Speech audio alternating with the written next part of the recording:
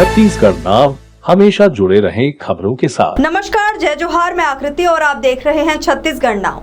रायगढ़ नगर निगम में door to door कचरा collect कर मणिकंचन केंद्र में लाया जाता है, लेकिन यहाँ गीले और सूखे कचरे के अलग अलग नहीं मिलने की वजह से स्वच्छता दीदियों को काफी मेहनत करनी पड़ती है। इतना समय बीत जाने के बाद भी लोगों में जागरूकता की कमी है। रायगढ़ शहर में आज भी लोगों के अंदर गीले और सूखे कचरों को अलग अलग रखने की जागरूकता नहीं देखी जा रही है।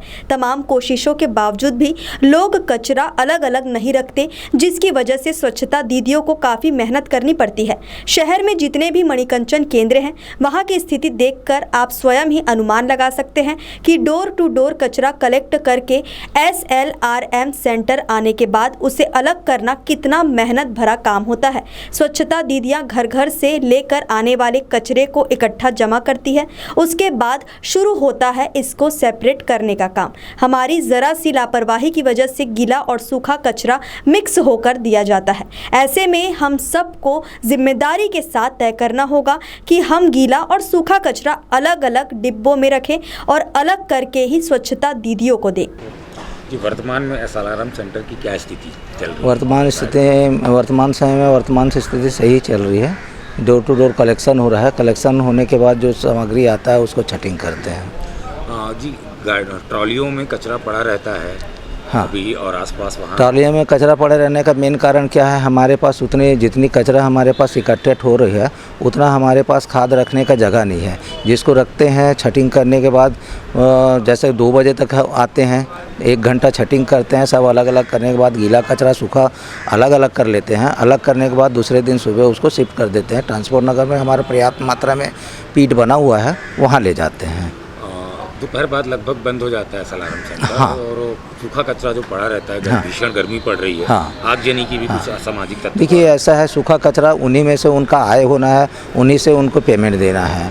यदि असामाजिक तत्व कोई गलत काम करते हैं तो कहीं भी कर सकते हैं, उनको थोड़ा सोच होना चाहिए। और मैं अपील भी करता हूँ आप लोग के माध्यम से कि हर जगह से गीला सूखा अलग अलग दें, ताकि इस तरह ना रहे। गीला सूखा अलग अलग मिलेगा तो हम उस व्यवस्था को तत्काल कर देंगे, हमको छांटने की आवश्यकता नहीं पड़ेगी।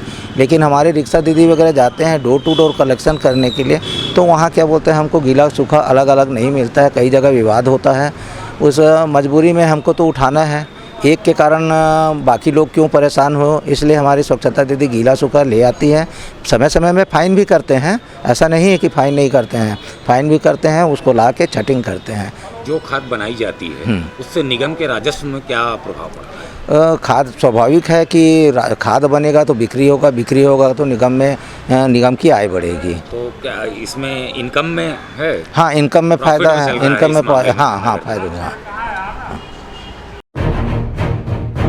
मिलिट्री में रुचि रखने वाले लोगों के लिए बड़ी खुशखबरी। अब छत्तीसगढ़ में भी खुला सैनिक school, Cardinal Warriors private military school.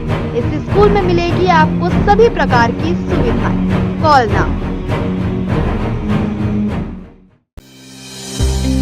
Kinder Valley school, Raigarh का सर्वश्रेष्ठ play school. Admission open. Call now.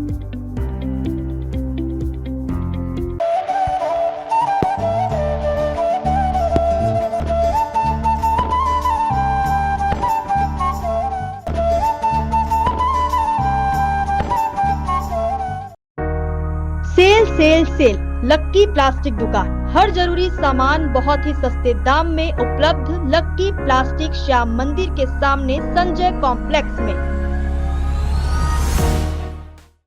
आज ही सब्सक्राइब करें छत्तीसगढ़ नाव, हमेशा जुड़े रहें खबरों के साथ। छत्तीसगढ़ की हर छोटी बड़ी खबर तत्काल आपके मोबाइल पर।